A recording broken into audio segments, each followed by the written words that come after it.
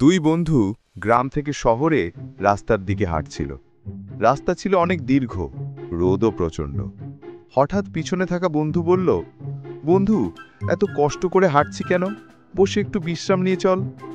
সামনে থাকা বন্ধু বলল, দেখ, বিশ্রাম নিতে হলে আমরা যে কোনো সময় বসতে পারি, কিন্তু আমাদের লক্ষ্য যদি শহরে পৌঁছানো হয় তাহলে থেমে গেলে সময় নষ্ট হবে।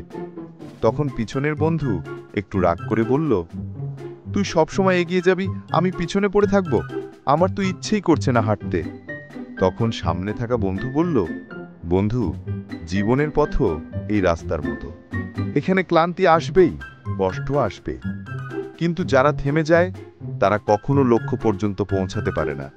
আর যারা দাঁত চেপে এগিয়ে যায় তারাই একদিন সফল হয়। পিছনের বন্ধু গভীরভাবে শুনে চুপ করে গেল। তারপর বলল, ঠিকই বলেছিস বন্ধু, আজ থেকে আমি কষ্টকে বাধা না ভেবে শক্তি বানাবো। প্রিয় ভাই, তুমিও দাঁত চেপে এগিয়ে যাও,